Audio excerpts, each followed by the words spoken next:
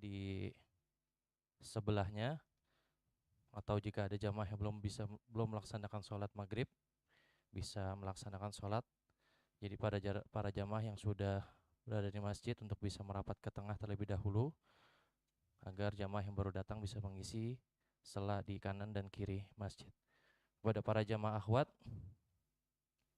untuk sesi pertanyaan bisa nanti mencatat di secari kertas. Insya Allah ada panitia yang standby di atas. Jika nanti kajian akan segera selesai untuk bisa dikumpulkan pertanyaan dan akan diberikan kepada Al-Ustadz Abdullah Roy Hafizahullah Ta'ala. Baik, bisa dimulai kepada Al-Ustadz. Wa alaihi falyatafaddal masykurah wa mahjurah. Bismillahirrahmanirrahim. Alhamdulillah. Wassalatu wassalamu ala rasulillah wa ala alihi wa sahbihi wa man walah. Segala puji hanyalah untuk Allah Rabbul Alamin. Dialah yang memberikan banyak kenikmatan dan juga karunia, yang zahir maupun yang batin, yang tidak terhitung jumlahnya. Dan kita berdoa semoga Allah Subhanahu wa taala memudahkan kita untuk bersyukur kepadanya. Salawat dan salam semoga senantiasa Allah SWT limpahkan kepada Nabi kita Muhammad sallallahu alaihi wasallam, keluarga beliau, para sahabat beliau, dan orang-orang yang mengikuti mereka dengan baik sampai akhir zaman. Hadirin dan juga hadirat, para ikhwah dan juga para akhwat, tema yang ingin kita sampaikan pada kesempatan kali ini adalah tentang masalah pentingnya akidah, dan bahwasanya akidah merupakan benteng terhadap kerusakan-kerusakan yang terjadi di akhir zaman.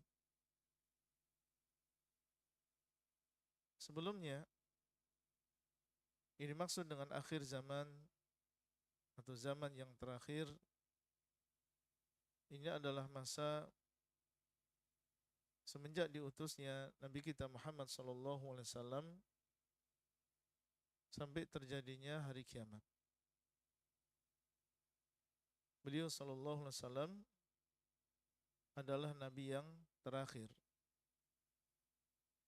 Diutusnya beliau SAW ini merupakan awal dari akhir zaman. Dan ini sudah dimulai semenjak kurang lebih 1400 tahun yang lalu. Dan dalil menunjukkan bahwa semakin mendekati hari kiamat, maka yang namanya fitnah, kerusakan, penyimpangan dari agama yang lurus, agama Islam, ini akan semakin besar dan akan semakin banyak. Di dalam sebuah hadis, Nabi SAW menyebutkan, innahu la ya'ti zamanun illa walladhi ba'dahu syarrun minhu. Sesungguhnya tidaklah terjadi kepada kalian, tidaklah datang kepada kalian suatu zaman kecuali zaman yang setelahnya itu lebih buruk, zaman yang setelahnya itu lebih parah keadaannya daripada sebelumnya. Hatta talqaw rabbakum, sampai kalian bertemu dengan Rabb kalian. Hadis ini yang diriwayatkan oleh Al-Imam Al-Bukhari rahimahullah di dalam sahihnya menunjukkan bahwa secara umum kondisi umat manusia di akhir zaman ini akan semakin buruk keadaannya. Dan kerusakan tersebut terjadi secara bertahap. Akan datang sebuah zaman yang lebih jelek daripada zaman sebelumnya. zaman yang setelahnya akan lebih jelek daripada yang sebelumnya. Demikian berlangsung sampai hari kiamat. Dan yang dimaksud dengan keburukan di sini bukan keburukan dari sisi dunia, dari sisi teknologi, dari sisi kemajuan, kemodernan. Tapi yang dimaksud dengan keburukan di sini adalah dilihat dari sisi akidah, dilihat dari sisi ilmu dan juga pengamalan terhadap ilmu itu, dilihat dari sisi akhlak.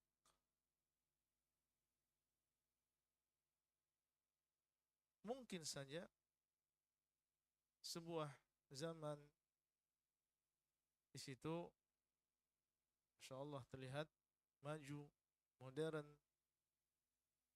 semuanya memakai teknologi yang canggih, serba otomatis, serba digital. Akan tapi dilihat dari sisi akidahnya, dilihat dari sisi kerusakan di dalam agamanya, yang ada adalah kerusakan yang cukup besar dan di mana-mana. Sehingga sebagian ulama seperti Ibnu Hajar Al-Asqalani ketika menjelaskan tentang hadis ini bahwa yang dimaksud adalah keburukan dalam urusan agama, bukan di dalam urusan dunia. Maka bisa jadi dari sisi dunia tampak Masya Allah lebih maju, namun dari sisi agama yang ada adalah kerusakan. Jadi sekalian dimuliakan oleh Allah Subhanahu wa taala, akidah merupakan benteng kerusakan di akhir zaman. Kalau kita melihat zaman sebelum kita dan yang kita rasakan sekarang ini, terlebih-lebih dengan semakin gencarnya media sosial yang bisa diakses oleh siapa saja, tua maupun muda, laki-laki maupun wanita, yang dewasa maupun anak kecil, maka kita akan mendapatkan diakui atau tidak diakui kerusakan yang cukup besar. Dan kalau kita bisa ringkas kerusakan-kerusakan tersebut, maka dia terbagi menjadi dua jenis. Yang pertama adalah kerusakan dari sisi syubhat atau kerancuan di dalam pemikiran, kesamaran di dalam pemikiran. Kemudian yang kedua adalah kerusakan yang berkaitan dengan syahwat atau hawa nafsu. Sedikit kita perinci tentang kerusakan-kerusakan tersebut, supaya kita sadar bahwa memang kita sekarang ini berada di zaman yang penuh dengan kerusakan.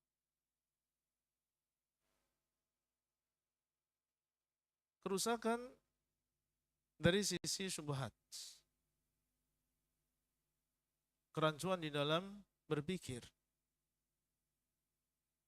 sesuatu yang zahirnya nampaknya adalah sebuah kebenaran, tetapi hakikatnya dia adalah sesuatu yang batil.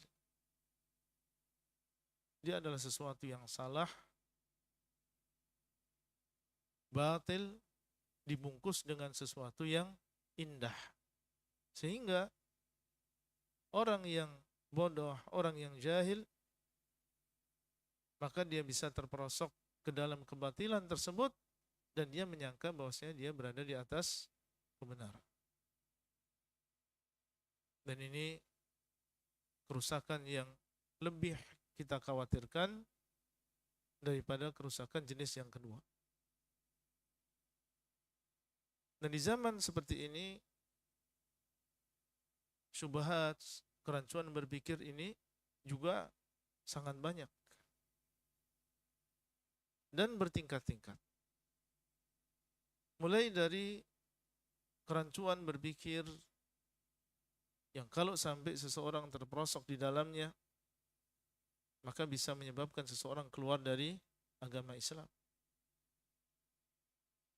Syubhat yang dilontarkan oleh orang-orang di luar Islam, supaya orang Islam memiliki akidah mereka, meyakini keyakinan mereka, akhirnya secara tidak merasa mereka keluar dari agamanya. Seperti syubhat orang-orang Yahudi yang mereka juga gencar di dalam menyebarkan pemikiran-pemikiran mereka. Seperti misalnya, termasuk di antara ciri utama orang-orang Yahudi adalah mereka berilmu tetapi mereka tidak mengamalkan ilmunya. Ya'rifunahu kama ya'rifuna abna'ahum. Mereka orang-orang Yahudi mengenal Nabi Muhammad SAW sebagaimana mereka mengenal anak-anak mereka. Sehingga dijadikan sebagian orang mencukupkan diri dengan ilmu dan merasa cukup dengan ilmu, sementara mereka tidak mengamalkan apa yang mereka ketahui. Ini ada bagian dari syubhat dan juga karakter yang dimiliki oleh orang-orang Yahudi. Orang-orang Nasrani sebaliknya memiliki semangat di dalam beramal, beribadah, mendekatkan diri kepada Allah, tetapi mereka tidak berdasarkan ilmu. Sehingga terjatuhlah mereka di dalam berlebihan terhadap orang-orang yang saleh. Dan di antara syubhat mereka menggembor-gemborkan di dalam media bahwasanya semua agama itu sama. Kami juga baik. Kami juga mengajarkan kasih sayang. Kami juga beriman dengan kitab sebagaimana kalian orang-orang Islam juga beriman dengan kitab, beriman dengan Rasul. Kita sama-sama agama samawi. Sehingga mereka pun mengatakan bahwasanya semua agama sama. Di hadapan kita demikian. Ya, sehingga orang-orang yang jahil di kalangan orang Islam pun mengatakan ya latah dan mengatakan bahwasanya agama semuanya adalah sama. Yang penting baik, mengajarkan kebaikan, mengajarkan kasih sayang, mengajarkan kedamaian. Ikut dengan ucapan-ucapan mereka bahwasanya sekarang yang ada adalah kedamaian, tidak ada peperangan. Kalau dulu adalah perang suci, maka sekarang adalah kedamaian yang suci. Dan ini diikuti oleh sebagian kaum muslimin. Itu di hadapan kita, demikian mereka mengatakan, padahal sebagaimana firman Allah Azza wa Jalla bahwasanya orang-orang Yahudi dan orang-orang Nasara tidak akan ridha kepada orang Islam sampai kalian mengikuti agama mereka.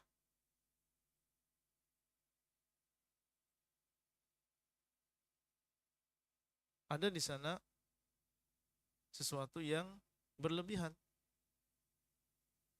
mereka mendengung-dengungkan toleransi di antara umat agama, sehingga membolehkan untuk mengucapkan selamat kepada pemeluk agama yang lain.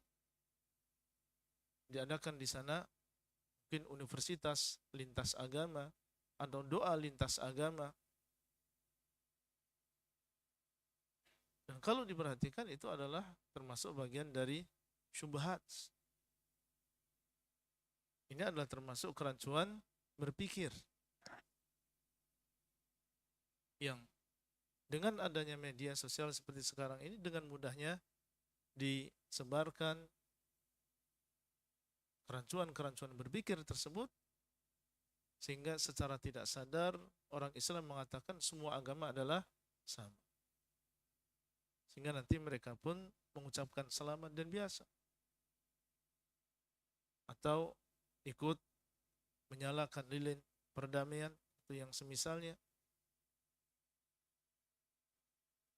Ini adalah bagian dari syubhat.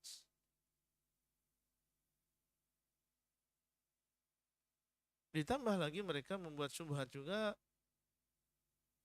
orang yang berpegang teguh dengan agama, itu agama Islam, maka dianggap dia adalah orang yang radikal, orang yang keras. Dan dibuat demikian. Dan banyak orang yang terpengaruh. Dibuat bagaimana supaya orang meyakini bahwasanya yang namanya Islam itu adalah orang yang berpegang teguh dengan Islam, maka dia adalah orang yang memecah belah.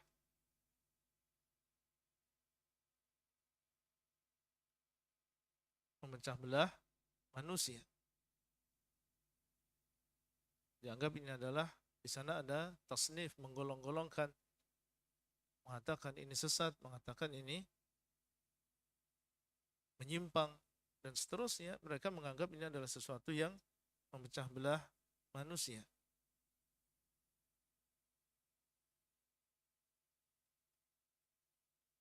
Syubhat bukan hanya orang-orang Yahudi dan juga Nasrani, orang-orang musyrikin. Mereka juga tidak tinggal diam di zaman sekarang untuk menyebarkan kerancuan-kerancuan akidah mereka. Mulai dari orang-orang musyrikin yang mereka memang menyatakan dirinya bukan orang Islam, penyembah matahari, penyembah setan, atau yang dinamakan mungkin dengan suku-suku tertentu. Dan mereka mengakui bahwasanya mereka ini bukan orang Islam. Mereka pun juga gencar di dalam menyebarkan syubhat-syubhat mereka yang bisa mengganggu akidah seorang muslim. Terang-terangan mereka memuja sesembahan-sesembahan mereka,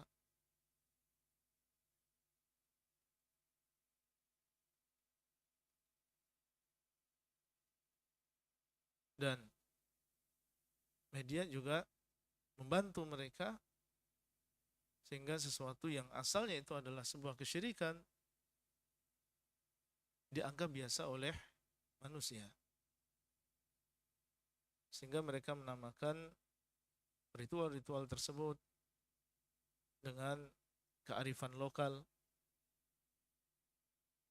supaya indah didengar oleh manusia, supaya tidak ada pertentangan di antara masyarakat. Sesuatu yang kalau kita lihat dari sisi agama ini, maka itu adalah jelas kesyirikan. Dan mereka berusaha untuk bisa menjadikan perkara yang di mata kaum muslim itu adalah kesyirikan menjadi sesuatu yang dianggap biasa. Jadikan sesuatu budaya yang harus dihargai, yang harus dilestarikan, yang harus dihormati.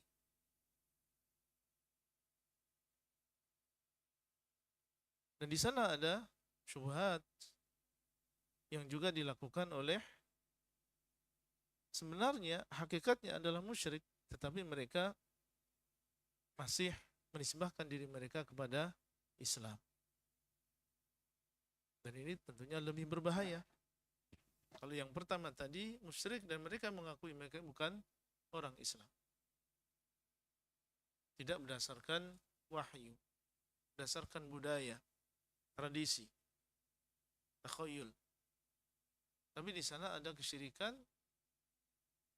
dan mereka menisbahkan kesyirikan tersebut kepada dalil. Ayat mengatakan demikian, hadis mengatakan demikian.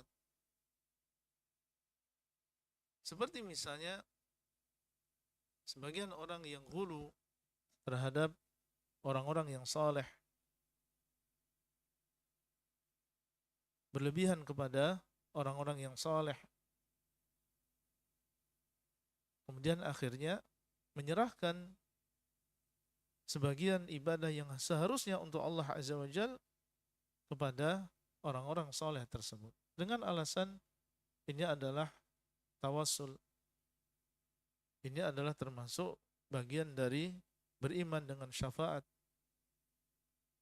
Tujuannya adalah untuk mendekatkan diri kepada Allah.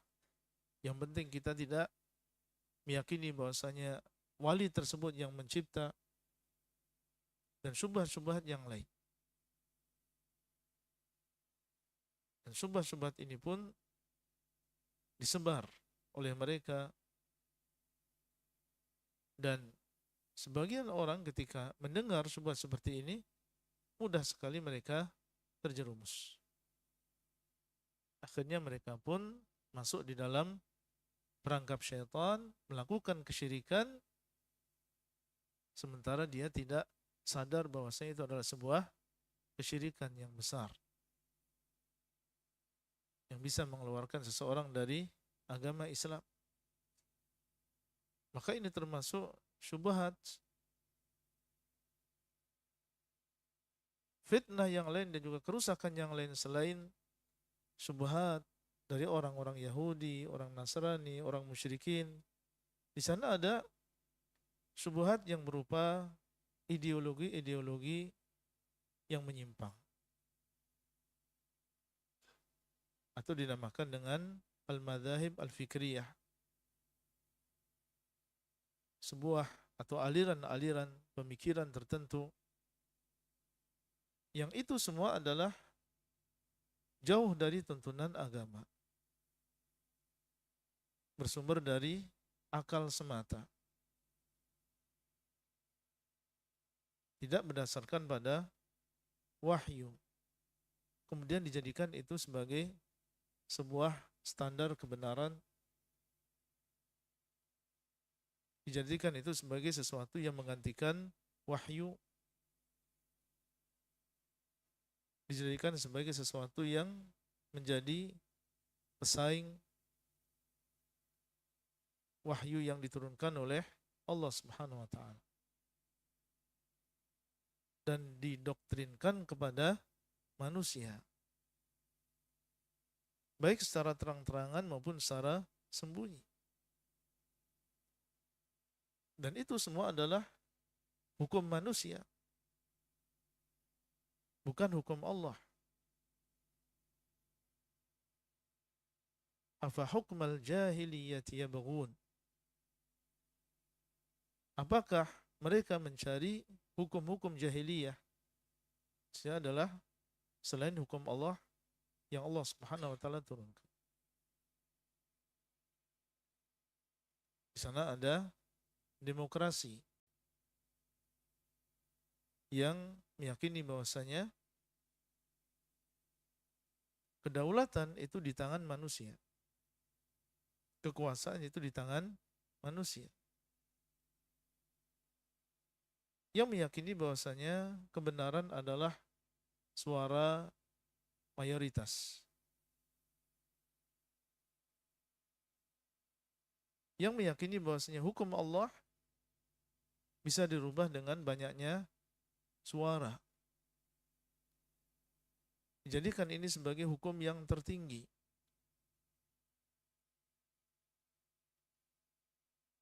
Dan pemikiran seperti ini juga merasuk di dalam diri sebagian orang Islam. Mereka tidak membedakan antara pemikiran yang sesat tersebut dengan musyawarah yang diajarkan di dalam agama ini. Ateisme ini juga sebuah pemikiran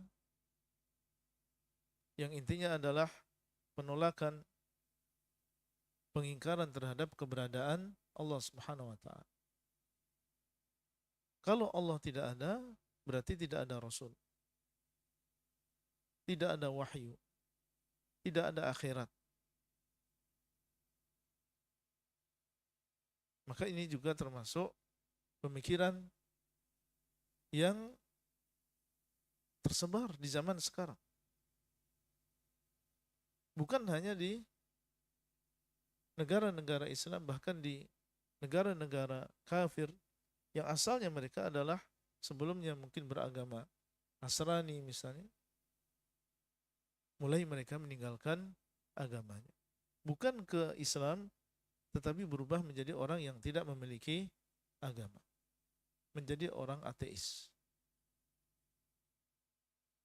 Yang mengingkari wahyu secara total, tidak beriman dengan agama mereka sebelumnya, dan juga tidak beriman dengan agama Islam. Dan itu semuanya banyak sebabnya. Di antaranya adalah karena mereka ini mendapatkan di dalam agama mereka yang sebelumnya perkara-perkara yang tidak masuk akal, bertentangan dengan fitrah, sesuatu yang bertentangan dengan nurani mereka. Akhirnya dia menganggap bahwasanya semua agama demikian. Seandainya mereka mengenal tentang Islam dan Islam itu berbeda dengan agama mereka sebelumnya, niscaya banyak di antara mereka yang memilih untuk masuk ke dalam agama ini. Sekularisme yang mereka berusaha memisahkan antara agama dengan kehidupan manusia. Pemikiran ateisme tadi, sebagaimana kita tahu, pernah ya dahulu di negeri kita terjadi sebuah pemberontakan yang didalangi oleh orang-orang yang memiliki pemahaman ateisme ini. Pemahaman sekuler juga demikian. Ini termasuk di antara aliran pemikiran yang berbahaya, yang mungkin diusung oleh orang-orang yang menisbahkan dirinya kepada Islam, mengaku sebagai seorang Muslim, tapi dia meyakini bahwasanya kita harus pisahkan antara agama dari kehidupan ini. Kita harus pisahkan antara wahyu dengan hukum ini. Kemudian mengatakan bahwasanya agama ini adalah urusan individu. Agama cukup di masjid saja. Jangan dibawa-bawa ke ranah ini. Atau mengatakan bahwasanya berpegang teguh dengan syariat ini adalah sebuah pilihan, bukan merupakan kewajiban. Itu sebenarnya adalah paham sekulerisme yang berusaha untuk memisahkan antara agama dengan kehidupan manusia. Di sana ada pemahaman liberalisme yang memiliki kebebasan atau keyakinan kebebasan tanpa batas. Bebas dalam berkeyakinan, bebas dalam kehalalan dan juga keharaman. Pluralisme menganggap bahwasanya semua agama ini adalah benar dan tidak ada kebenaran yang eksklusif, atau di sana ada keyakinan humanisme yang mengatakan bahwasanya manusia ini adalah pusat segalanya. Akhirnya mereka pun mengangkat-ngangkat masalah hak asasi manusia. Yang kalau kita perhatikan, digunakan ini sebagai hujah untuk melawan agama. LGBT dianggap ini adalah sebuah hak asasi manusia. Ya, itu adalah hak dia. Jangan kita ganggu. Dengan alasan seperti ini akhirnya mereka tidak mengindahkan wahyu dari Allah Subhanahu wa taala. Tentunya ini adalah sebuah syubhat. Ini adalah kerancuan-kerancuan berpikir yang juga berkembang baik di negeri yang kafir maupun di negeri Islam. Syubhat-syubhat yang lain seperti syubhat yang diusung oleh aliran-aliran yang sesat, yang mereka menisbahkan dirinya kepada Islam. Kelompok-kelompok yang menyelisih Al-Quran dan juga Sunnah dengan pemahaman para salaf, menyelisih dari sisi akidah, dari pokok-pokok akidah, dan mengatasnamakan diri mereka sebagai kaum muslimin. Seperti misalnya orang-orang Khawarij, yang diantara penyimpangan mereka adalah mengkafirkan pelaku dosa besar, memberontak kepada penguasa yang sah.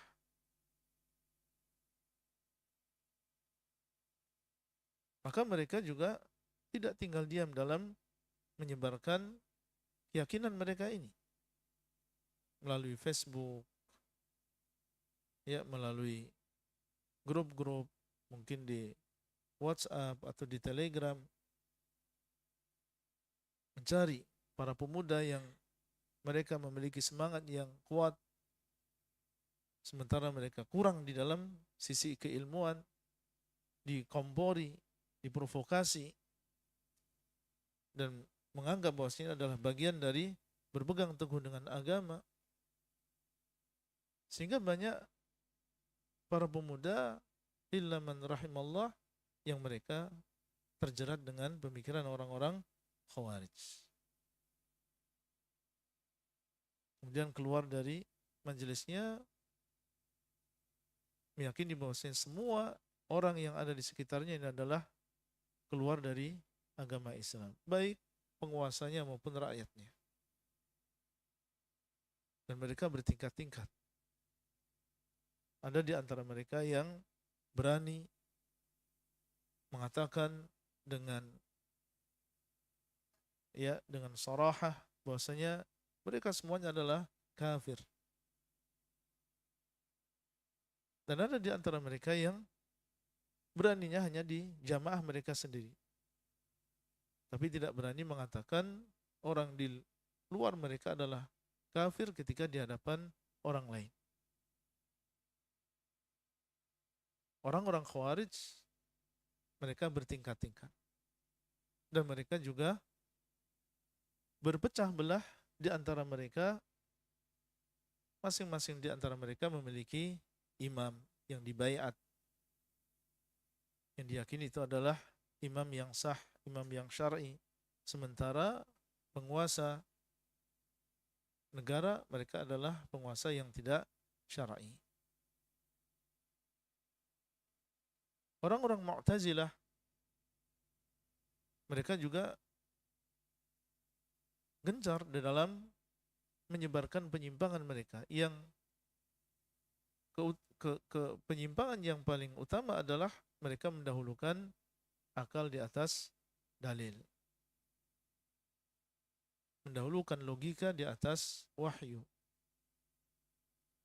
Dengannya mereka menetapkan sifat Allah atau menolak sifat Allah. Dengannya mereka menentukan sebuah akidah, yaitu dengan pemikiran, bukan kepada dalil. Dan ini juga banyak disebarkan Sehingga sebagian kaum muslimin merasa bahwasanya adalah bagian dari Islam, dan bahwasanya Islam memberikan kedudukan kepada akal, tetapi mereka berlebihan sampai menjadikan akal ini lebih tinggi daripada wahyu, bukan sebaliknya. Orang-orang Murji'ah yang mereka mengatakan bahwasanya amal ini bukan dari iman. Yang penting apa yang ada di dalam hati seseorang. Cukup seseorang meyakini bahwasanya Allah itu ada. Setelah itu dia mau mengamalkan apa saja, menurut mereka tidak masalah. Sehingga mereka pun meremehkan yang namanya dosa dan juga maksiat. Dan ini disebarkan oleh mereka dengan kata-kata yang kalau kita perhatikan itu adalah pemikiran Murji'ah. Seperti yang mengatakan bahwasanya yang penting adalah hatinya baik. Yang penting hatinya baik. Kemudian meremehkan kewajiban syariat, meremehkan jilbab, meremehkan salat. Menganggap bahwasanya iman itu cukup dengan apa yang ada di dalam hati. Aliran-aliran yang lain seperti Rafidhah yang mereka ghulu, berlebihan terhadap Ahlul Bait, mencela para sahabat, dan orang-orang kebatinan yang ini juga secara tidak sadar masuk ke dalam sebagian pemikiran orang Islam, sehingga mereka mentakwil apa yang ada di dalam syariat ini, baik yang berupa kabar-kabar maupun yang berupa amalan-amalan dengan takwilan-takwilan yang batil. Yang dengan celah ini dengan mudahnya mereka memalingkan manusia dari jalan Allah Subhanahu wa taala. Bapak Ibu sekalian, itu baru berupa syubhat. Lihat bagaimana banyaknya kerusakan dari arah ini. Dan masing-masing sebagaimana yang kita sampaikan tadi, mereka berusaha menyebar, menghiasi, terkadang lewat permainan game, atau lewat iklan, atau lewat apa saja. Ya, sehingga banyak di antara umat Islam, khususnya para pemuda, para pemudi yang mereka secara tidak sadar membenarkan syubhat-syubhat tersebut. Belum kita berbicara tentang syahwat. Dan ini adalah juga termasuk jenis kerusakan yang ada di zaman sekarang. Dorongan hawa nafsu yang bertentangan dengan iman, yang bertentangan dengan agama. Dan ini juga bermacam-macam. Di sana ada dorongan hawa nafsu yang berkaitan dengan harta, berkaitan dengan harta dunia. Dijadikan seseorang yang memang di dalam dirinya ada kecintaan terhadap harta dunia. Zuyyina lin-nasi hubbus syahawati minan nisa'i wal banina wal qanatiril muqantarah.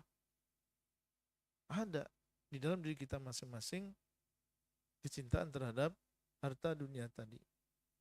Tetapi semakin dipupuk, semakin dibesar-besarkan, sehingga akhirnya kecintaan terhadap dunia ini menjadi dominan. Sangat cinta dengan harta dunia. Sehingga di sana ada ya konten-konten memperlihatkan tentang kemewahan. Ya, enaknya manusia yang memiliki harta yang banyak, dia bisa melakukan demikian, dia bisa melakukan demikian. Sehingga pemuda-pemuda kita mulai terasuk, atau bahkan diri kita sendiri mulai kemasukan kecintaan yang berlebihan terhadap dunia. sehingga lupa akhirat. Cinta yang berlebihan terhadap dunia sehingga dia pun menghalalkan apa yang diharamkan oleh Allah. Sudah tidak peduli lagi dengan batas-batas Allah Subhanahu wa taala. Yang penting hari ini dia mendapatkan uang. Mumpung kesempatan yang mungkin tidak terulang. Maka dia pun akhirnya menghalalkan segala cara untuk mendapatkan harta dunia tersebut. Dia lakukan riba. Dan dia tidak peduli apakah riba tersebut adalah dosa besar atau bukan dosa besar. Akan menjadikan kehidupan dia kelak menjadi kehidupan yang sengsara atau tidak. Yang penting dia sekarang bisa mendapatkan apa yang dia inginkan. Meskipun dengan cara yang riba. Ditambah lagi dengan bisikan-bisikan syaitan yang mengilhamkan kepada seseorang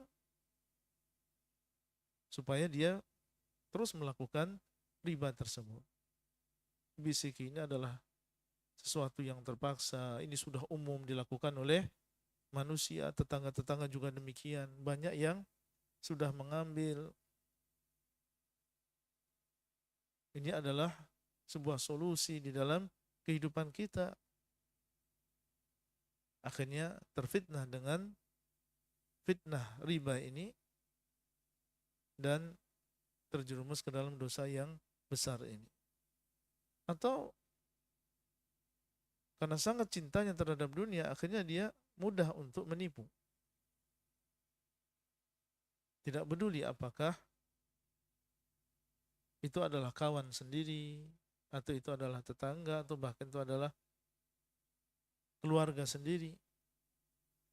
Subhanallah, di zaman kita ini penipuan luar biasa banyaknya. Ya, di WhatsApp saja berapa modus penipuan. Ya, di Telegram, di Facebook, atau di telepon misalnya. Mereka menipu. Mengatakan ini adalah dari polisi, ini dari bank, ini dan seterusnya. Kenapa itu semua terjadi? Ya karena cinta terhadap dunia. Mereka ingin mendapatkan dunia secara instan dengan mudah. Akhirnya bermunculan investasi-investasi yang bodong, jual beli online yang ilegal dan seterusnya. Kenapa demikian? Awalnya adalah karena kecintaan terhadap dunia. Kemudian di sana ada syahwat yang berkaitan dengan kemaluan. Dan ini juga terjadi kerusakan yang besar di zaman sekarang. Baik yang dengan lawan jenis. Laki-laki terfitnah dengan wanita, wanita terfitnah dengan laki-laki. Atau sesuatu yang tidak normal. Itu seorang laki-laki terfitnah dengan sesama laki-laki atau seorang wanita yang tergoda dengan sesama wanita. Dan ini adalah juga termasuk kerusakan yang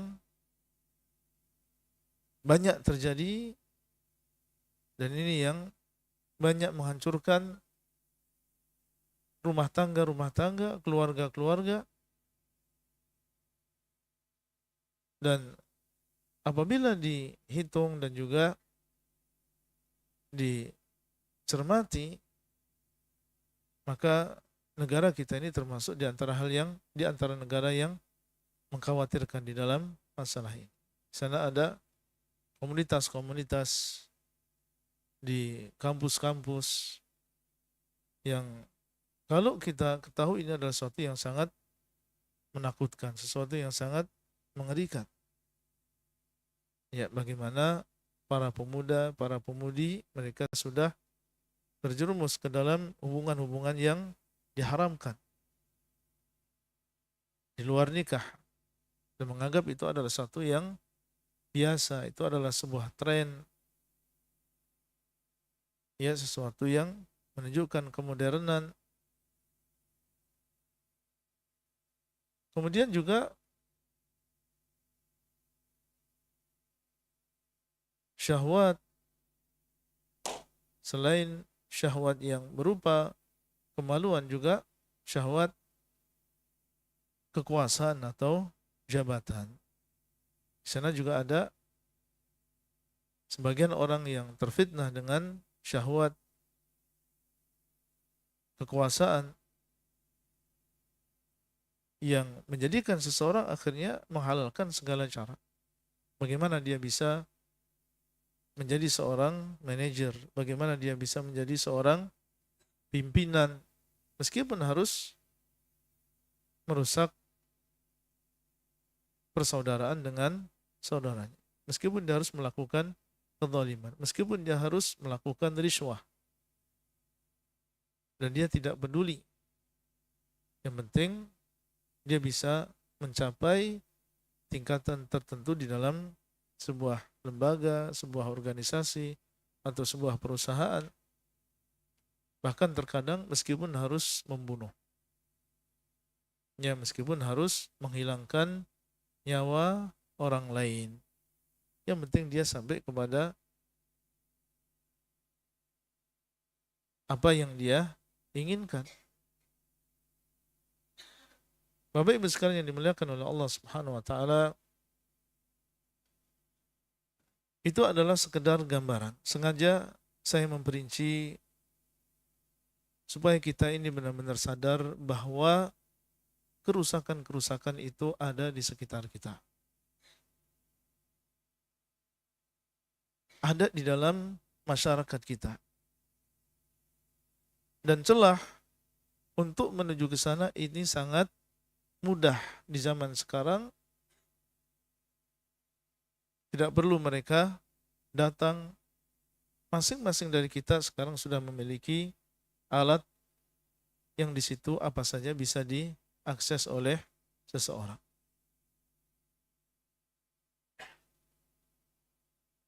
Kerusakan-kerusakan tersebut ada di sekitar kita. Bapak Ibu sekalian yang dimuliakan oleh Allah Subhanahu wa taala, dan sebagaimana kita tahu, masing-masing dari kerusakan-kerusakan tadi sangat berpotensi menjadikan seseorang menyimpang dari jalan Allah. Jalan menuju Allah Subhanahu wa taala adalah satu, yaitu as-siratul mustaqim. Dan syaitan mengetahui yang demikian, maka mereka berusaha bagaimana orang-orang yang berada di atas jalan yang lurus ini, mereka menyimpang dari jalan yang lurus ini. Terkadang seseorang menyimpang dengan sebab syubhat, mengikuti pemikiran khawarij, atau ideologi tertentu, atau aliran tertentu, akhirnya dia pun menyimpang dari jalan yang lurus. Terkadang seseorang menyimpang dari jalan yang lurus, dari jalan istiqamah, dengan sebab dia mengikuti syahwatnya. Dengan berbagai jenis syahwat yang tadi kita sebutkan. Dan syaitan tidak peduli dari arah mana dia bisa menjerumuskan manusia. Dan dia bisa melihat potensi seseorang. Oh, ini kira-kira dia punya potensi untuk dijerumuskan dari sisi syahwat. Kalau dari sisi syubhat agak sulit. Tapi kalau dari sisi syahwat, maka dia bisa punya kecenderungan ke sana. Maka digunakan cara tersebut. Kalau dia melihat bahwasanya seorang berpotensi untuk disesatkan dari sisi syubhatnya, maka dia akan gunakan cara tersebut untuk menyimpangkan dia dan menjauhkan dia dari as-siratul mustaqim. Bapak Ibu sekalian yang dimuliakan oleh Allah Subhanahu wa taala, dan telah banyak korban yang berjatuhan. Dan kita adalah manusia sama seperti mereka. Yang menciptakan kita Allah Subhanahu wa taala dan memberikan kepada kita potensi untuk menyimpang tersebut, sebagaimana penyimpangan tersebut ada di dalam diri mereka. Ini bukan kerusakan yang sekedar teori saja, ini adalah sesuatu yang benar-benar terjadi. Korban sudah berjatuhan dan kita lihat sendiri. Dan mereka adalah manusia seperti kita. Dan banyak di antara mereka yang juga menisbahkan kepada Islam sebagaimana kita menisbahkan diri kita kepada Islam. Dan mereka juga mungkin sebagian melakukan sholat sebagaimana kita melakukan sholat. Namun banyak di antara mereka yang terjerumus ke dalam syubhat atau terjerumus ke dalam syahwat, dan tentunya ini menjadikan kita harus semakin takut dan juga waspada. Kalau dalam dunia yang nyata, di sana ada penyakit yang kita dengar tersebar, tetapi kita mendengar berita juga bahwasanya penyakit tersebut hanya menimpa hewan misalnya, atau menimpa sapi misalnya, tidak menimpa manusia. Maka kita bisa merasa tenang. Karena kita bukan hewan, kita bukan sapi. Tapi ketika ada sebuah penyakit yang juga menimpa manusia semisal dengan kita, sebagaimana dulu COVID ya selama beberapa tahun, dan kita melihat banyak korban, maka kita pantas untuk waspada, pantas untuk takut. Ya, demikian pula kerusakan-kerusakan yang tadi kita sebutkan, itu adalah kerusakan-kerusakan yang menimpa manusia yang semisal dengan kita, yang kita sama-sama lemah seperti mereka. Bagaimana cara menanggulangi itu semua? Insya Allah kita lanjutkan setelah kita mendengarkan adzan. Nah.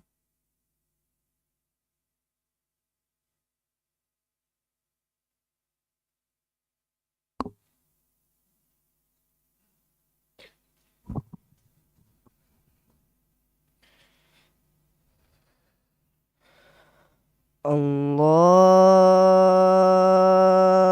Akbar, Allah.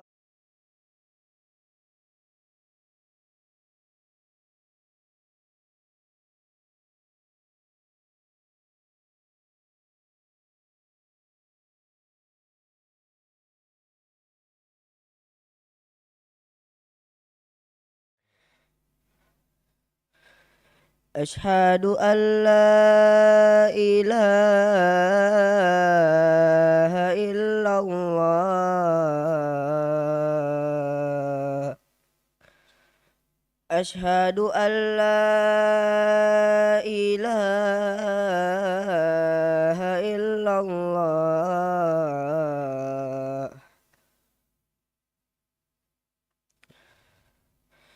أشهد أن محمدا رسول الله. أشهد أن محمدا رسول الله.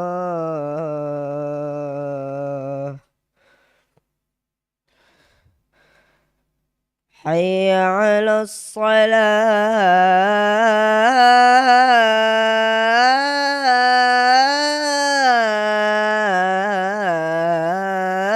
الصلاة. حي على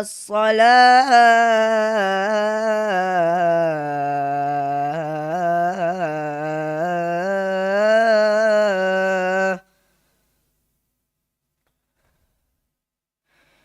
حي على الفلاح.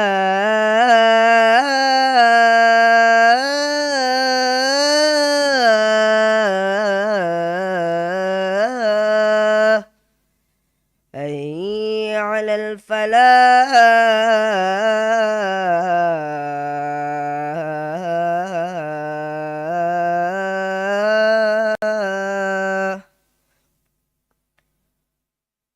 الله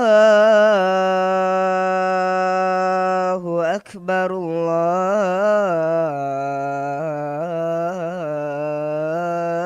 الله أكبر لا إله إلا الله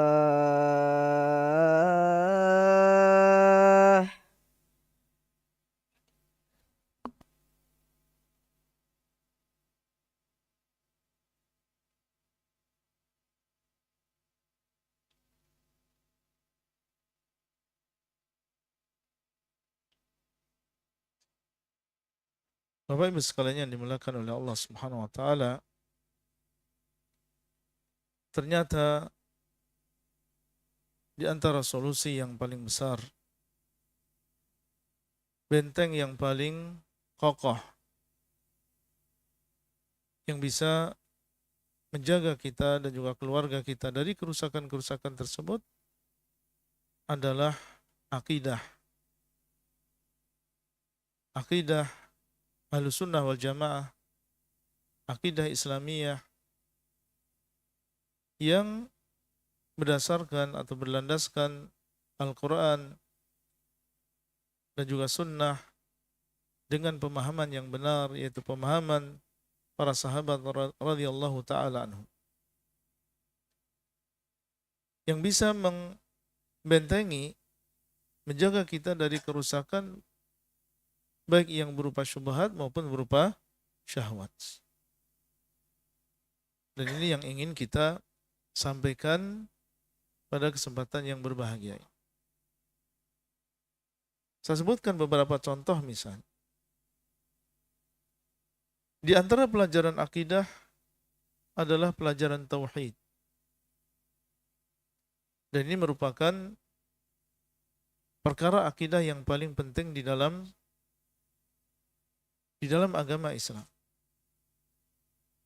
Apa intinya tauhid? Seorang muslim meyakini bahwasanya tidak ada sesembahan yang berhak disembah kecuali Allah. La ilaha illallah, la ma'buda bihaqqin illallah. Tidak ada yang berhak untuk disembah, diserahkan ibadah kepadanya kecuali Allahu Rabbul Alamin. La ilaha illallah, iyyaka na'budu wa iyyaka nasta'in.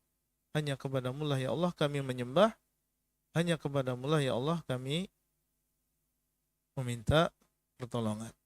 Ini kalau sudah tertanam kokoh di dalam diri seseorang, dia memahami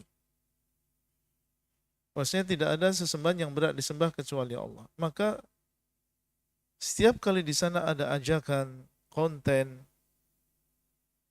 yang dia tahu bahwasanya di situ ada penyerahan ibadah kepada selain Allah, bersujud untuk selain Allah, istighatsah, meminta kepada selain Allah, meskipun di situ ada bumbu, ini adalah kearifan lokal, ini adalah budaya yang harus dilestarikan, maka tidak akan tertipu dengan ucapan-ucapan seperti itu.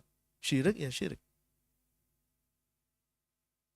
Mau dibungkus dengan baju apa saja, kalau seseorang sudah dididik bahwasanya itu bertentangan dengan tauhid, maka dia tidak akan menerima apapun yang isinya adalah kesyirikan. Atau seandainya ada seorang yang mengajak untuk ghulu terhadap orang-orang yang saleh dan mengklaim bahwa si fulan adalah seorang wali, atau dia mendengar cerita demikian dan demikian yang datang ke kuburan si fulan, maka yang sebelumnya dia dalam keadaan miskin dia menjadi kaya, orang yang berkeinginan untuk menjadi seorang pejabat akhirnya dia menjadi seorang pejabat, dia tidak akan tertipu dengan cerita-cerita seperti itu. Kenapa? Karena sudah mempelajari tentang masalah tauhid dari dasar. Pokoknya segala sesuatu yang di situ ada penyerahan sebuah ibadah kepada selain Allah, apapun ibadah tersebut, maka itu adalah sebuah kesyirikan bertentangan dengan agama Islam. Orang yang belajar akidah sampai kepada keyakinan bahwasanya Islam adalah agama yang benar. Allah Subhanahu wa taala mengatakan innad dina indallahil Islam. Sesungguhnya agama yang benar di sisi Allah adalah Islam. Membaca firman Allah Azza wa Jalla, "Wa may yabtaghi ghairal islami dinan falan yuqbala min wa huwa fil akhirati minal khasirin." Dan barang siapa yang mencari agama selain agama Islam, maka tidak akan diterima darinya. Dan dia di akhirat termasuk orang-orang yang merugi. Kalau ini sudah ada di dalam diri seseorang dan menjadi sebuah keyakinan yang tidak tergoyahkan, maka syubhat yang bertentangan dengan keyakinan ini datang dengan baju toleransi, dengan baju hak asasi manusia, dengan baju kemanusiaan, dengan baju persatuan, maka itu tidak akan mempan. Karena kalau direnungi itu semuanya akan muaranya adalah menyamakan antara agama Islam dengan agama yang lain. Dan itu bertentangan dengan akidah. Jadi aliran-aliran yang sesat tadi atau pemikiran-pemikiran yang menyimpang tadi, yang intinya adalah ingin mengajak manusia untuk meyakini bahwasanya selain agama Islam itu adalah agama yang benar, maka ini akan tertolak dengan mudahnya ketika kita menanamkan di dalam diri seseorang keyakinan bahwasanya agama Islam adalah agama yang benar dan tidak ada agama yang benar selain agama Islam. Akidah bahwasanya Allah Subhanahu wa taala itu ada. Yang tadi kita sebutkan di antara pemikiran yang sesat adalah pemikiran ateisme yang menafikan keberadaan Allah, mengingkari wahyu, mengingkari para rasul, mengingkari hari akhir. Apabila seseorang sudah mempelajari di dalam Al-Quran dan dia mencermati, memikirkan tanda-tanda kekuasaan yang ada di alam semesta, yang dengan semuanya itu akan hilang seluruh keraguan tentang keberadaan Allah. Sesuatu yang kecil saja, pasti di sana ada yang menggunakan, yang ada yang menciptakan. Gelas, kita yakin bahwa di sana ada yang membuatnya. Ya, bunga yang buatan manusia, maka ini juga ada yang membuatnya. Komputer ada yang membuatnya meskipun kita tidak tahu. Kenapa? Karena di sini suatu yang sangat teratur sekali. Ada untuk on off-nya, ada yang digunakan untuk kecerahan, ada yang digunakan untuk buka ini, buka itu. Nggak mungkin ini terjadi dengan sendirinya. Lalu bagaimana dengan alam semesta? Lalu bagaimana dengan manusia, dengan sistem pencernaannya, pernafasannya, peredaran darahnya? Tidak mungkin itu terjadi dengan sendirinya. Maka ketika sudah terpatri keyakinan bahwasanya Allah SWT dialah yang mawjud, dialah yang ada, tidak diragukan tentang keberadaannya, maka setiap hal ajakan yang mengajak kepada pemahaman ateisme, maka akan segera ditolak. Akan segera kita ingkari. Terkadang mereka mengajak manusia untuk memiliki pemahaman seperti ini melalui pintu ilmu pengetahuan. Ya, melalui pintu ilmu pengetahuan. Ingin mengajak manusia melalui pintu sains ini untuk meyakini bahwasanya tidak ada di sana Tuhan. Ini adalah teori-teori saja. Ya, terjadi ini dengan teori fulan, terjadi ini dengan teori fulan. Kemudian ingin menyampaikan kepada mereka bahwasanya sesuatu harus semuanya dibuktikan dengan sesuatu yang kita lihat. Ya, ini dalam masalah kimia dan lain-lain mereka buktikan secara ilmiah. Kemudian mereka ingin menyampaikan bahwasanya kita tidak melihat pencipta, berarti pencipta itu tidak ada. Ya, kita tidak melihat yang mengatur alam semesta ini, berarti yang mengatur alam semesta ini tidak ada. Ya, melalui pintu ilmu pengetahuan tadi. Ini menunjukkan bahwasanya akidah kalau kita pelajari ini bisa menjadi benteng seseorang dari kerusakan akidah dari sisi ini. Orang yang belajar akidah, maka dia akan belajar di antaranya adalah tentang kedudukan para sahabat radhiyallahu taala anhum. Dan bahwasanya mereka adalah sebaik-baik manusia. Dan pemahaman mereka adalah pemahaman yang benar, yang harus kita ikuti di dalam memahami Al-Quran dan juga hadis. Tidak boleh kita memahami Al-Quran dan hadis selain dengan pemahaman yang dipahami oleh para sahabat radhiyallahu taala anhum. Ini kalau kita ajarkan dengan benar dan mereka pahami dengan benar, maka insya Allah ini menjadi sebab mereka akan bisa menangkis pemikiran-pemikiran yang dibawa oleh aliran-aliran yang sesat. Karena kalau kita perhatikan aliran-aliran yang sesat tersebut, intinya adalah karena mereka tidak memahami Al-Quran dan hadis dengan pemahaman para sahabat radhiyallahu ta'ala.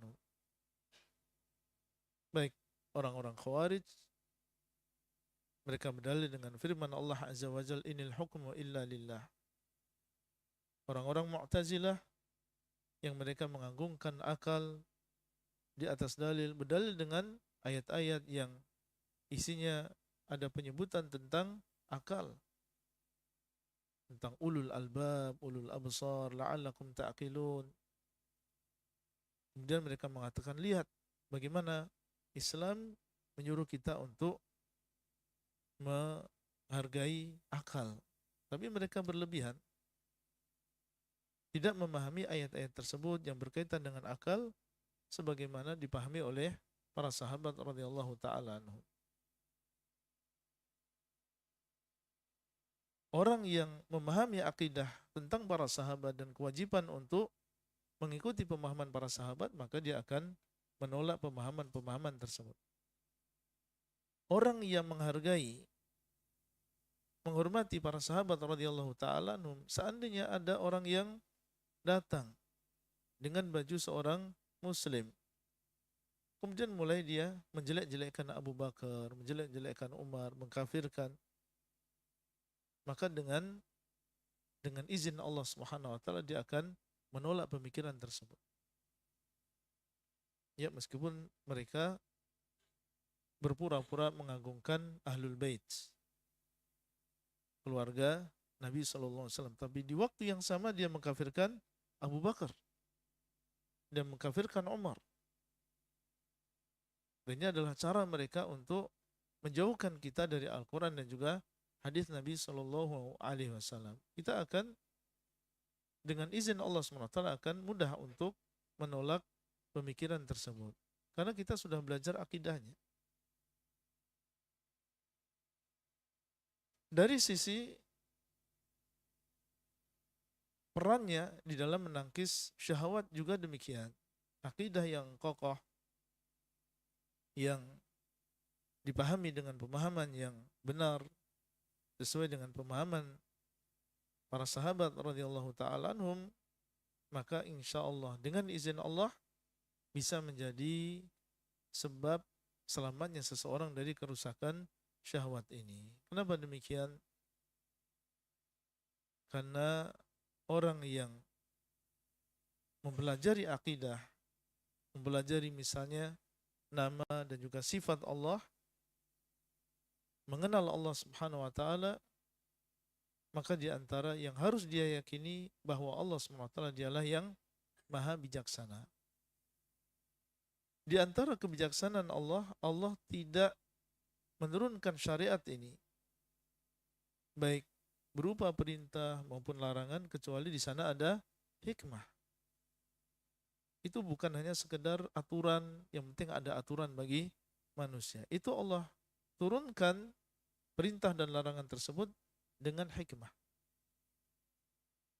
Allah tidak memerintah kecuali dengan hikmah, dan Allah tidak melarang kecuali dengan hikmah untuk kemaslahatan manusia, untuk kebaikan manusia. Terkadang hikmah tersebut kita ketahui, dan terkadang hikmah tersebut tidak kita ketahui. Zina misalnya, maka Allah SWT haramkan.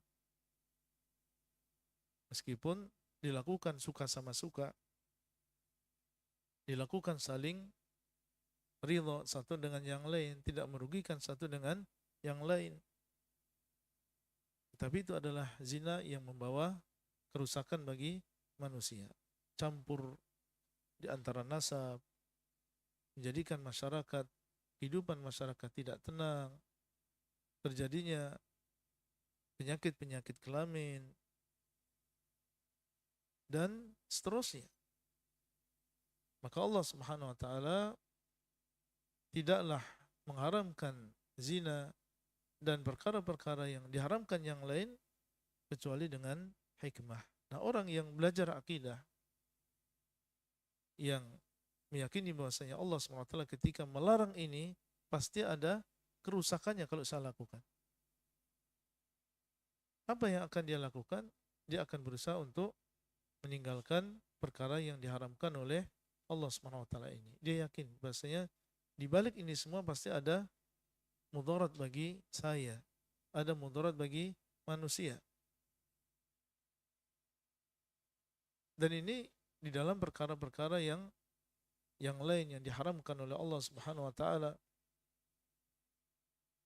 Orang yang mengenal bahwasanya Allah Subhanahu wa taala dialah yang maha bijaksana, maka dia akan meninggalkan apa yang diharamkan oleh Allah dan akan semangat untuk melakukan perkara yang diperintahkan oleh Allah Subhanahu wa taala. Itu baru mengenal Allah sebagai Al-Hakim. Mengenal bahwasanya Allah Subhanahu wa taala, dan ini masuk dalam masalah akidah, meyakini bahwasanya Allah Maha melihat. Dimanapun kita berada. Karena syahwat yang diikuti oleh manusia, hawa nafsu yang diikuti oleh manusia, seringnya dilakukan oleh seseorang ketika dia merasa tidak dilihat oleh orang lain, tidak dilihat oleh yang lain, sehingga dia pun melakukan perbuatan yang haram tersebut. Tapi orang yang belajar akidah sampai pada titik di mana dia merasa dimanapun dia berada diawasi oleh Allah Subhanahu wa taala, maka dia akan menjaga jangan sampai dia melakukan sesuatu yang diharamkan oleh Allah. Malu dilihat oleh Allah SWT dalam keadaan dia melakukan sesuatu yang diharamkan. Meskipun dia berada di tempat yang sepi, meskipun dia berada di tempat yang tidak ada manusia, dia tidak akan menyembunyikan inventaris kantor, dia tidak akan memanipulasi data, dia tidak akan melihat sesuatu yang diharamkan. Kenapa demikian? Ada akidahnya. Dia yakin bahwasanya Allah SWT melihatnya. Dia yakin bahwasanya Allah SWT dialah yang mengetahui segala sesuatu. Demikian pula keyakinan bahwasanya Allah Subhanahu wa taala dialah yang Maha mendengar. Mendengar segala sesuatu. Sekecil apapun ucapan kita, maka Allah Subhanahu wa taala dialah yang mendengar. Sehingga seseorang malu untuk mengucapkan ucapan yang tidak baik, yang jorok. Kalau kita di dunia di hadapan orang yang kita hormati, malu untuk mengucapkan ucapan yang tidak baik. Kita akan berusaha untuk menjaga lisan kita. Orang yang beriman, berakidah, dan meyakini bahwa Allah SWT dialah yang Maha mendengar, maka dia akan malu untuk mengucapkan sesuatu yang dibenci oleh Allah. Berupa kedustaan, atau ghibah, atau namimah. Karena Allah SWT dialah yang Sami'un basir, dialah yang Maha mendengar dan dialah yang Maha melihat. Belum lagi kita berbicara tentang keimanan terhadap adanya hari akhir, adanya hari pembalasan. Maka seorang yang mungkin awalnya dia memiliki syahwat, ingin mengikuti hawa nafsunya, ketika dia ingat, ya Allah, nanti akan ada hisab. Harta akan ditanya, orang yang mendapatkannya dari mana dia dapatkan? Apakah dari sesuatu yang halal atau dari sesuatu yang haram? Dan kemana dia gunakan? Maka dia akan berhati-hati dalam mencari harta. Dan dia akan berhati-hati di dalam menggunakan harta tersebut. Kenapa demikian? Ya karena dia sadar bahwasanya kelak semua ini akan ada timbangannya, ada hisabnya, ada balasan di sisi Allah Subhanahu wa taala. Bapak Ibu sekalian, ringkasnya bahwasanya kerusakan-kerusakan yang ada, maka benteng utamanya bagi kita dan juga keluarga kita dari kerusakan-kerusakan tersebut adalah dengan mempelajari akidah. Dan tentunya yang dimaksud dengan akidah di sini adalah akidah yang sahihah, adalah akidah yang benar. Karena di sana ada akidah yang tidak sahihah. Kalau akidahnya tidak benar, maka justru akan menambah kerusakan. Tapi kalau akidah yang dipelajari adalah akidah yang benar, maka inilah yang akan bisa menjadi benteng bagi seseorang. Inilah yang akan bisa menjadi sebab selamatnya seseorang dari kerusakan-kerusakan tersebut. Dan akidah yang benar tentunya adalah akidah yang bersumber dari Allah Subhanahu wa taala, dan sumber tersebut adalah Al-Qur'an dan juga sunnah Nabi sallallahu alaihi wasallam dengan pemahaman generasi yang terbaik, para sahabat radhiyallahu taala anhum. Demikian yang bisa kita sampaikan pada kesempatan kali ini, dan mungkin satu pertanyaan yang bisa kita bacakan di sini.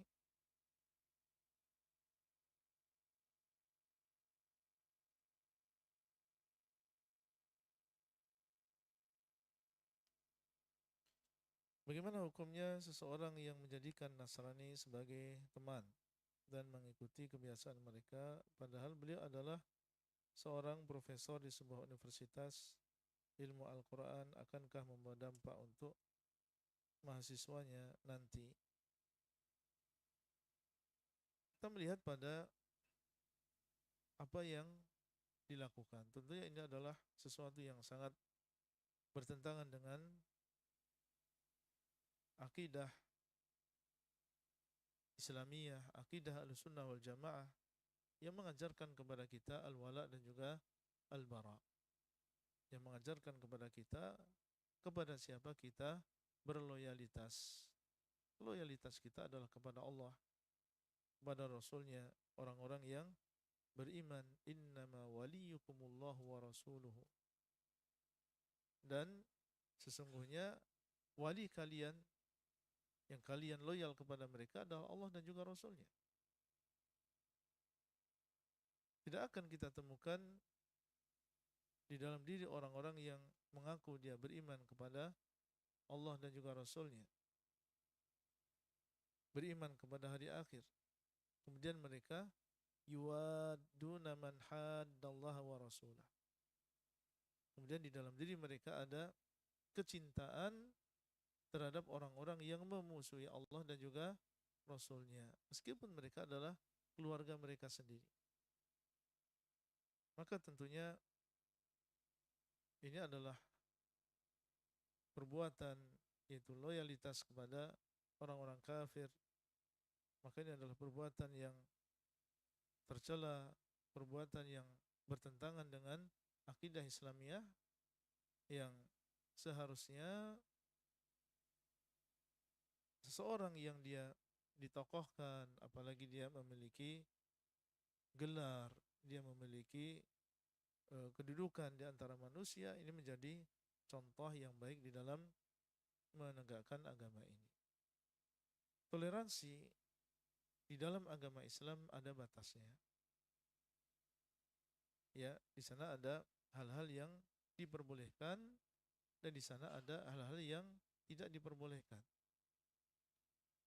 Di antara yang diperbolehkan misalnya berjual beli, bermuamalah dengan orang-orang di luar Islam tidak masalah.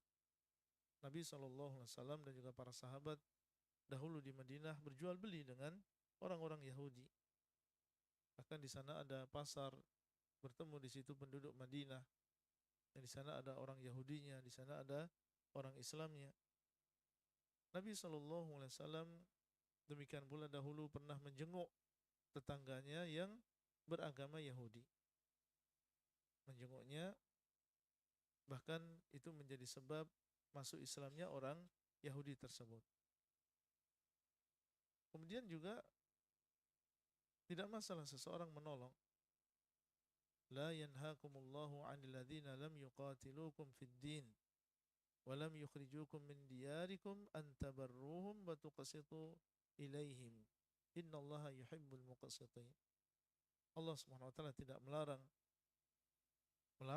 melarang kalian untuk berbuat baik kepada orang-orang yang tidak mengusir kalian dari negeri kalian dan tidak memerangi kalian di dalam agama kalian. Allah tidak melarang kita untuk berbuat baik kepada mereka. Seandainya mereka membutuhkan bantuan dan mereka adalah tetangga,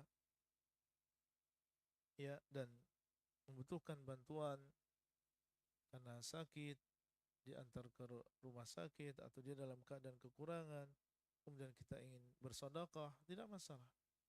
Itu bukan sesuatu yang dilarang di dalam agama ini. Tidak masalah yang demikian.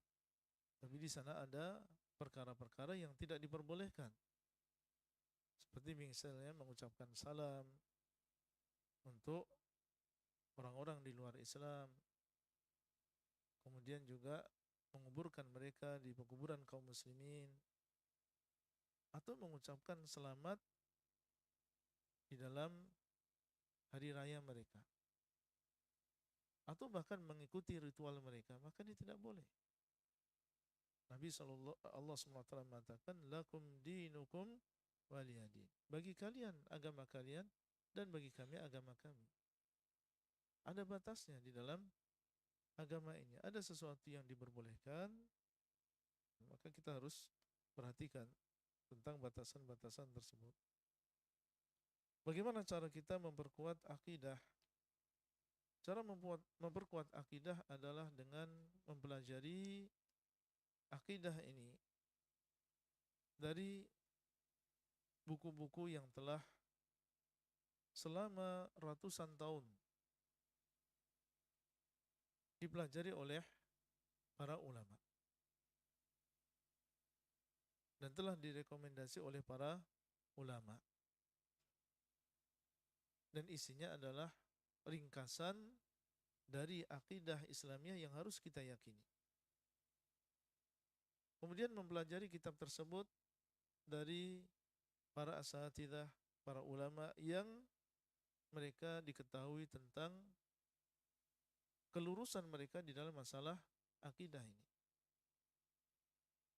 Kemudian kita mengulang-ulang di dalam mempelajari akidah tersebut. Jangan hanya sekali saja. Kalau bisa mempelajari akidah tersebut secara berulang-ulang. Kenapa demikian? Karena ketika sebuah akidah diulang-ulang dan terus dipelajari, maka akan semakin kuat keyakinan yang ada di dalam diri seseorang dan akan semakin jauh dari apa yang dinamakan dengan keraguan. Kapan ini muncul? Ketika kita sering mendengar secara berulang-ulang. Sehingga sebagian masyayikh itu kadang mengulang satu kitab itu sampai 50 kali. Ya, ada sebagian yang menceritakan bahwa Syekh bin Baz rahimahullah menjelaskan kitab Thalathatul Usul mungkin kalau dihitung lebih dari 50 kali. Sebagian masyayikh hanya mengajarkan kitab tauhid saja. Selesai kitab tauhid dari awal sampai juz yang terakhir, sampai bab yang terakhir, diulang kembali dari awal. Selesai diulang kembali. Sehingga masyarakat mereka benar-benar memahami tentang masalah tauhid. Karena mereka sering mendengar. Dan sekali lagi, kalau kita sering mendengar sesuatu, maka akan hilang keraguan. Sulit yang namanya keraguan itu masuk di dalam diri seseorang. Dan kita dahulu ketika di Madinah bersama yang lain belajar kepada para masyayikh, kita melihat beberapa permasalahan yang sering diulang-ulang oleh mereka itu yang menancap kuat di dalam hati kita. Dan itu yang kita sampaikan kepada murid-murid kita. Itu perkara-perkara yang sering diulang-ulang oleh guru-guru kita. Oleh karena itu, belajar akidah kalau bisa ya jangan sekali. Ya kita selesai kitabnya kita ulang lagi. Ya selesai kitabnya kita ulang lagi, tidak masalah. Seandainya seseorang di dunia ini keluar dari dunia ini, meninggal dunia dalam keadaan dia memahami dengan baik akidah yang sahih, maka tentunya ini adalah sebuah keberuntungan yang besar, yaitu seorang bertemu dengan Allah Azza wa Jalla dalam keadaan memiliki akidah yang benar, akidah yang diridhai oleh Allah Subhanahu wa taala. Barakallahu fikum, itu yang bisa kita sampaikan dan jazakumullah khairan atas perhatiannya. Sallallahu ala nabiyina Muhammadin wa ala alihi wa sahbihi ajma'in. Wassalamualaikum warahmatullahi wabarakatuh.